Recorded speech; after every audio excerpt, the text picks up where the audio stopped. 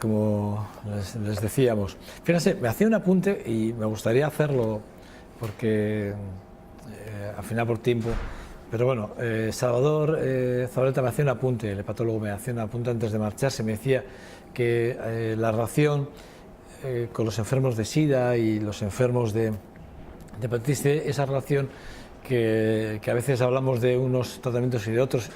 Bueno, pues que por ejemplo, en el caso, y que sí lo he dicho antes, pero bueno, me parece que era importante remarcarlo, que un enfermo de SIDA, pues al final cronifica la enfermedad. El avance es importante porque antes fallecían, había además un índice de mortalidad muy alto, y sin embargo, los enfermos de hepatitis C, pues llegan a curarse por completo de la enfermedad, y esto es muy importante, y era el dato del avance farmacológico, cómo ha ido avanzando el fármaco desde los finales de los años 80 hasta hoy nuestros días, con los distintos fármacos investigaciones en los cuales han dado calidad y sobre todo, bueno, pues eso, la alegría al enfermo de que bueno, no se tiene por qué morir a través de un virus como el de la hepatitis C, y eso es muy importante. Bueno, les decía, cuando presentaba a Salvador Zabaleta, al hepatólogo, a nuestro invitado anterior, que hoy en el espacio de literatura, hasta ahora ha estado nuestro buen amigo Kepa Muro aquí, haciéndonos, departiendo con nosotros todos los martes, trayéndonos figuras literarias importantes, de los cuales, pues bueno, yo me quedé, siempre me he quedado con el Ven, abrázame, ese libro último que publicó, que me encantó, de Kepa Muro, y me quedé con ese repaso que hicimos a parte de esa memoria de Alfonsina Storni, del cual soy un apasionado seguidor de ella, ¿no? Y no solo de ella, sino también de su nombre y de lo que representó ese nombre y representa en la música, tanto popular como en la música de jazz o de rock, o bueno, en muchas versiones. Dicho esto, Kepa Muro ya no va a estar con nosotros, por cuestiones profesionales, a desgracias, y le deseamos lo mejor, sino, bueno, pues va a estar un invitado que ahora les voy a presentar. Él nació en Camagüey, en Cuba, el 12 de octubre del 58, se exilió por cuestiones políticas, ya hablaremos con él de esas cuestiones, en el 98, llegó aquí a nuestra ciudad y desde entonces, bueno, pues no solo ha dejado de escribir, no ha parado de escribir, sino que además de no parar de escribir, se ha convertido en un editor referente en nuestra ciudad. Bueno, publicó varias novelas, bueno, El tiempo de la vida en el 2004, que fue además finalista en Fernando Lara en el 2003, novela, una novela de vapor, del vacío en el 2010, que es poesía, y una sinfonía de los adioses en el 2010. Me estoy refiriendo a Roberto Lastre. Roberto, ¿qué tal estás? Pues agradecido de estar aquí.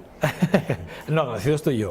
Muy agradecido que aceptes este reto y bueno, pues además cubrir esa silla con tu presencia después de que haya estado Kepa Muro, que bueno, pues ¿qué vamos a hacer de Kepa Muro? Que tú no sepas, que además sí, yo creo que ando detrás de él, porque fundé la editorial después de trabajar con él y siempre con la idea de que había muchísimo talento inédito. Yo creo que ahí empezó mi oficio de editor, ¿no?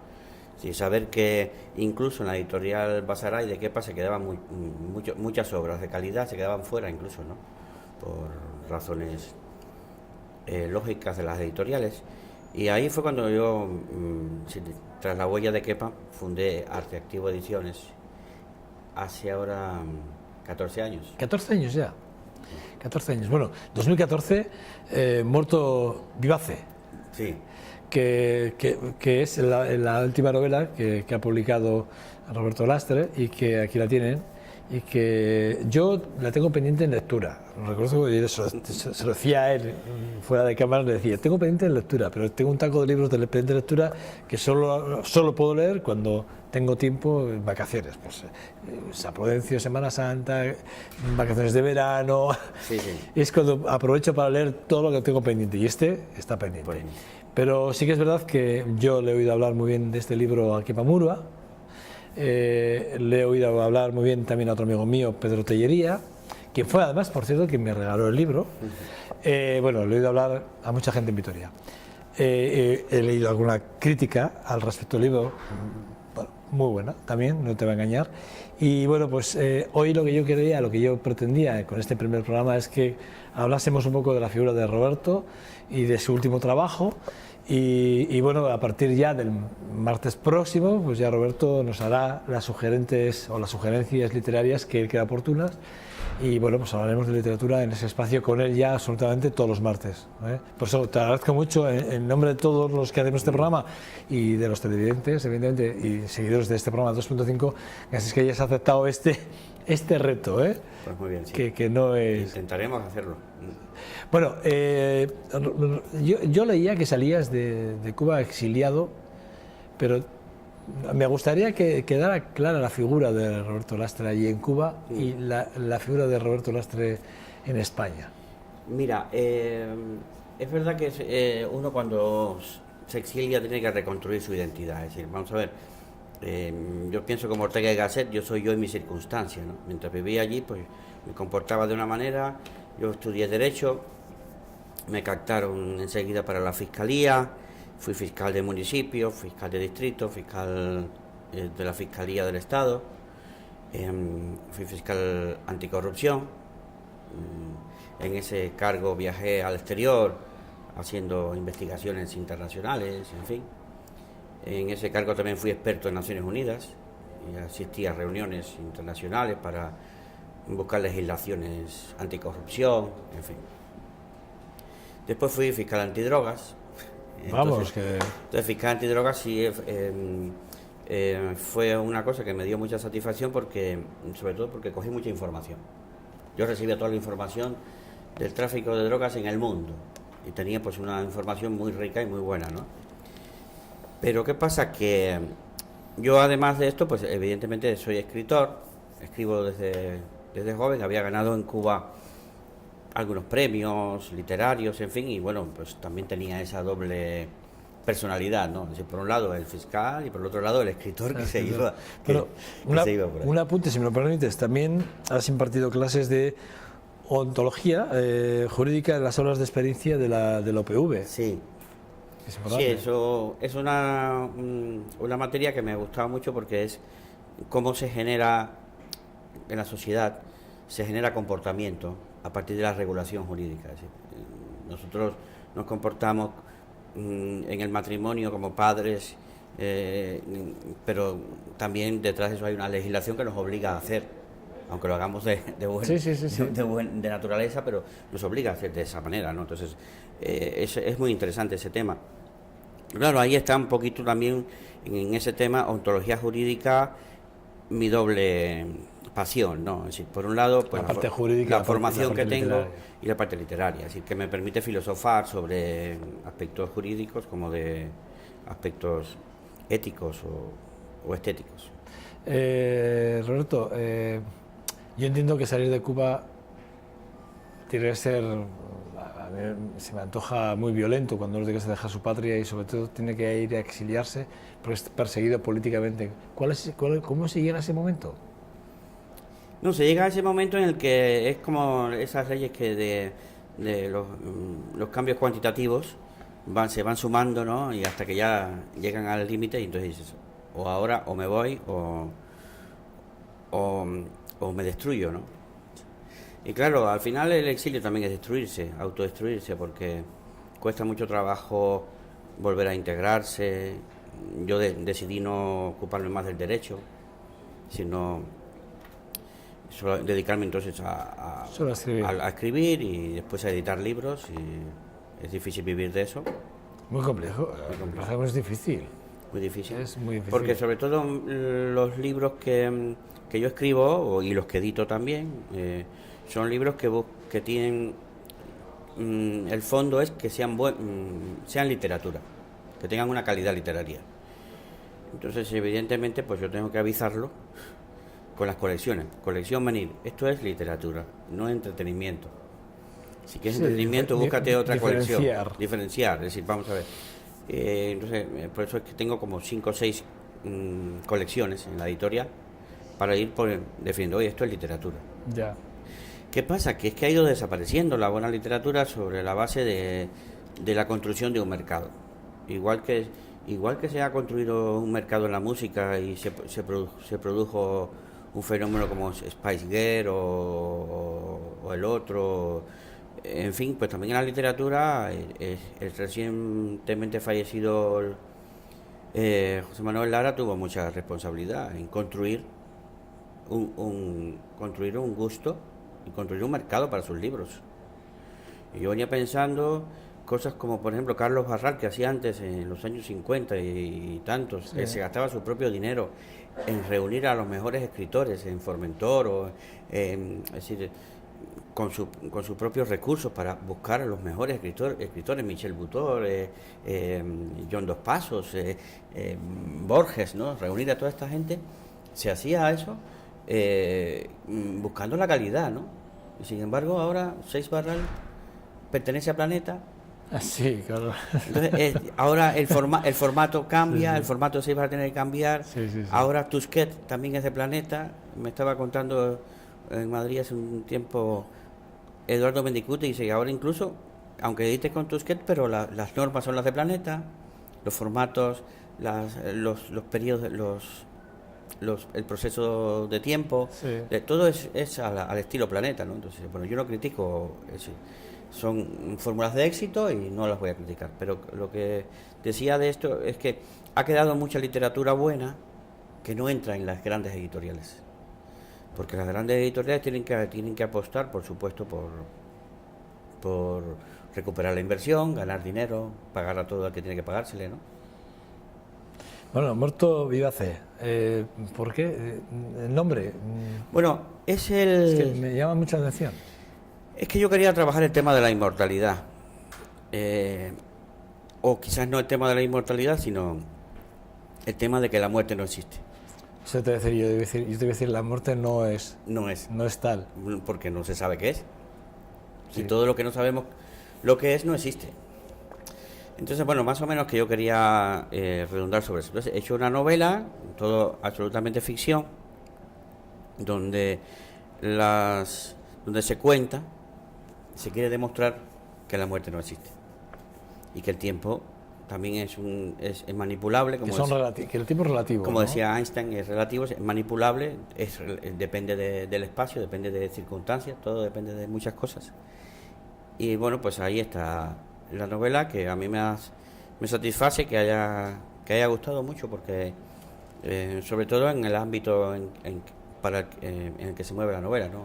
Escritores, amantes de la literatura. Tú decías que es difícil vivir de esto, de ser editor y de ser escritor. Supongo que todavía es más difícil, o sea, Sí. porque ser escritor y ser editor a la vez, eso ya a mí me parece que es un ejercicio tremendo. Yo me pongo a pensar y me parece complejo, porque soy escritor y luego tengo que catalogar a otros escritores que me dejan sus manuscritos y valorarlos. Quiero decir, esto lo he vivido con Kepa, ¿eh? O sea, Sí, yo recuerdo que esto es un poco... Es un ejercicio difícil, ¿eh? Y después que tampoco puedes editar lo que te guste a ti nada más, tienes que tú decir, bueno, esto no me gusta, yo no lo habría escrito, pero tiene una calidad. Es decir, Ser objetivo, pero eso será difícil, es ¿no? dificilísimo, dificilísimo. Y después también, ¿qué pasa? Nosotros como editores hemos unido la labor que hace, por ejemplo, el agente literario. Ahora, para tú publicar un libro tienes que acudir a un agente literario, que es el que te pule la obra, te la pone a punto para publicar, ¿no? Entonces, es una inversión. Si ya los escritores no ganan, empiezan por pagar.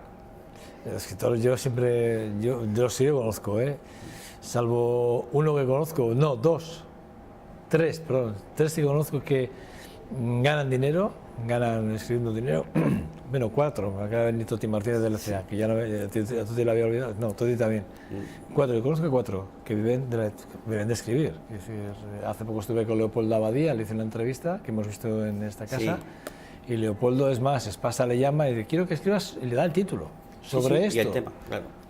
Y él escribe. Fíjate tú, que con qué facilidad, que eso es otra. Porque eso también se adivina, por ejemplo, ya cuando estás en el mundo editorial, en el mundo del libro, sabes qué tema puede vender, ¿no? Yo a veces se lo he encargado a autores. Cuando empezó el boom de la cocina, yo le encargué a varios autores que me escribieran un libro autobiográfico, pero con la cocina como elemento, porque veía que era, ya no, ya es ya el bluff culinario de allá ha ido al suelo, pero no lo tuve, pero uno siempre puede adivinar, ¿no? Por ejemplo, ahora también está mucho de moda la novela negra. Sí. Tiene unos lectores fieles. Y la histórica. Y la histórica y la autobiográfica. Y la autobiográfica. Ahora ha ganado el premio Seix Barral de Biblioteca Breve, Fernando Marías, con una novela autobiográfica, muy lírica. Me duele porque yo había mandado al concurso mi novela del siglo pasado y lo ha ganado. Pero reconozco que por ahí van las tendencias. Incluso los premios literarios premian las tendencias. Yo me acuerdo que hace unos años atrás era la Guerra Civil. Todos los premios eran en la Guerra Civil, porque son las tendencias. Y ahí es cuando entonces tú dices, oye, cuidado, los premios literarios, el jurado es libre. Pero qué casualidad. Están influenciados. Qué casualidad que se premie siempre lo que está de moda o la tendencia de mercado, ¿verdad? Es curioso, ¿eh? Es curioso porque sí que es verdad que está muy condicionado, los tribunales, los jurados están muy condicionados por la actualidad. Pero decíamos, la novela negra, decíamos, la histórica. Por ejemplo, yo creo que en Euskadi no hay mujer o escritor que venda más que Tuti Martínez del CEA. Bueno, una cosa curiosa. Sí, la novela histórica, pero la novela histórica también ya está está dando paso a otras. También ya, yo pienso que tiene fecha de caducidad. Es verdad que ha vendido mucho Toti, pero después están los escritores de novela negra que están vendiendo mucho. Dolores Redondo, que en Navarra sí. es ahora la que más gana. Es así, sí. Entonces, sí, ahí está la tendencia. Sí. También yo creo que los escritores, cuando ven que hay una tendencia que gana dinero, se estimulan a escribir sobre eso, ¿no? Yo estoy pidiéndole a los autores ahora novela negra, mándame novela negra. Sí.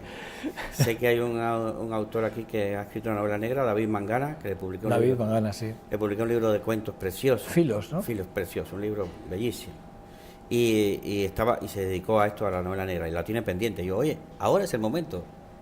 Sí, porque David después de Filos no ha vuelto a publicar nada, ¿no? Dejó aquello, hizo aquello, que además es bonito, me gustó, yo lo leí, me gustó, y era escueto, o sea, que de una sentada te lo leías, y además para disfrutar. Pero, no sé, sí, es verdad, a ver si, bueno, pues ¿sabes? Yo ya tengo ganas porque David me gusta mucho. La novela negra además se presta mucho para estos tiempos de crisis.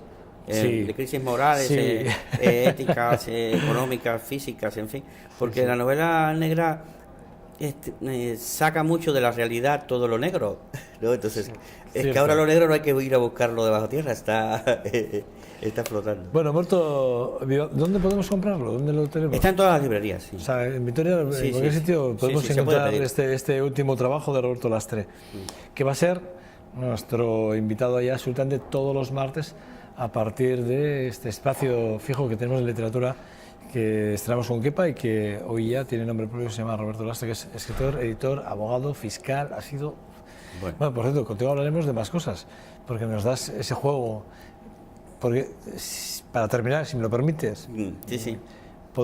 ¿Te puedo pedir un balance sobre lo que está pasando en Cuba, esos acuerdos con Estados Unidos, esa liberación de alguna forma de las fronteras? ¿Cómo la ves? Sí, esto se veía venir. Sorprendido, ¿no? Entiendo. No, sí, supongo, pero ahora se están descubriendo datos que se veía venir. Desde el año 2011 para acá, el gobierno cubano le ha estado comprando medicamentos a Estados Unidos de forma secreta y productos electrónicos y cosas. Es decir, que más o menos, ya cuando llegan las cosas a nivel político, es porque a nivel de intracultura, intraeconomía, se ha ido trabajando cosas y hay ya demandas, ¿no? Porque si no, Estados Unidos no puede, no sé, arriesgarse el Partido Demócrata, por ejemplo, a perder votos de los cubanos de que viven allí, si antes no ve que hay otro grupo de fuerza, otro grupo de poder o otros valores, ¿no? Y yo lo que quiero decir, porque ahora Fidel Castro está diciendo, no, yo no confío de los yanquis, es decir, dándole pausas, para poner pausas. ¿Por qué?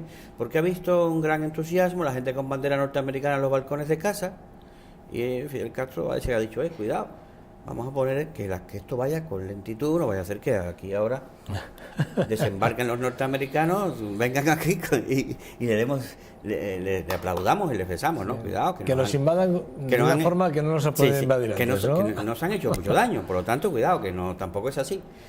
Pero que en Cuba hace tiempo, yo fui en el 2011 y después de 13 años sin que me permitieran ir, y cuando llegué allí conocí que hay un proceso de desideologización. Fíjate qué interesante, es decir, el daño el principal problema que ha tenido el comunismo práctico ha sido la ideologización. Es decir, traicionar la filosofía de Carlos Marx en favor de una ideologización partidista de construcción de la voluntad, construir la voluntad en la sociedad. Eso ha pasado en Cuba y entonces ahora hay que desideologizar. Es decir, hay que ir para atrás. Hay que ir ahora a decirle a las personas, oye, como dijo Fidel Castro en un escrito, el modelo cubano ya no funciona ni en Cuba. Sí, ya el modelo cubano, para que se den cuenta que ya no podemos seguir hablando de socialismo, de esto. Y sin embargo, todavía entrevistas a la gente allí, todavía se están hablando de socialismo, del futuro, ¿no? Entonces tú dices, bueno, tiene que venir un proceso de vamos a llamarle, de deconstrucción mental, ¿no? De desmontaje ideológico para que se acepte, sobre todo esa gente que está en el poder, ¿no? Acepten cambios. A mí me ha entusiasmado que haya ya, por ejemplo, inicio de conversaciones para la regulación de las relaciones diplomáticas y económicas, porque es increíble que Cuba, que nada más que tuvo 50 y tantos años a los norteamericanos allí, tengan los cubanos más afinidad y más contacto, vínculo con la cultura norteamericana que con la cultura europea o española, que es la que estuvo allí 3 siglos, ¿no? Curioso. Y es curioso, es decir, todo el mundo quiere los modelos de los norteamericanos, pero es que es evidente, los norteamericanos le hicieron bastante bien a Cuba durante el periodo. Lo que pasa es que es lo de siempre. Yo te entrego el poder a ti para que haya una democracia en este país y esto y yo. Mira, al final los propios cubanos con el caudillismo, lo de siempre, ¿no? Lo de siempre en América Latina, fueron los que fastidiaron todo lo que los norteamericanos daban y las facilidades que daban económicas y de todo. Cuba fue durante mucho tiempo un ejemplo en todo el mundo hispanoamericano en logros económicos, científicos y culturales, en fin. Hombre, pero eso quizás se veía un poco malgastado por situaciones de desigualdades, explotaciones, cosas lógicas, ¿no? Del sistema capitalista, pero evidentemente influyó mucho en las nuevas generaciones. Quieren irse a Estados Unidos, ¿no? Que a mí me decían, ¿por qué te has ido a España? Bueno, precisamente me he ido a España porque yo me eduqué en una generación que odiaba a los norteamericanos, vamos a ver, que nos hacían imposible. Sí. Cada vez que hacíamos en Cuba algún tipo de reclamación, de reformas o algo, aparecían entonces los norteamericanos y ya nos querían hacer parecer como que nosotros, los que pedíamos algún tipo de reforma, algún tipo de cambio, estábamos trabajando para los norteamericanos. El caso es que sí que ves bien ese acercamiento. Sí, y va a traer mucho beneficio económico a Cuba, está claro. Cuba tiene, por ejemplo, una cantidad de investigaciones científicas en biotecnología y en farmacia, que el bloqueo, el embargo, como le llaman aquí, no permite comercializarlo, no permite patentarlos. Los productores farmacéuticos son transnacionales.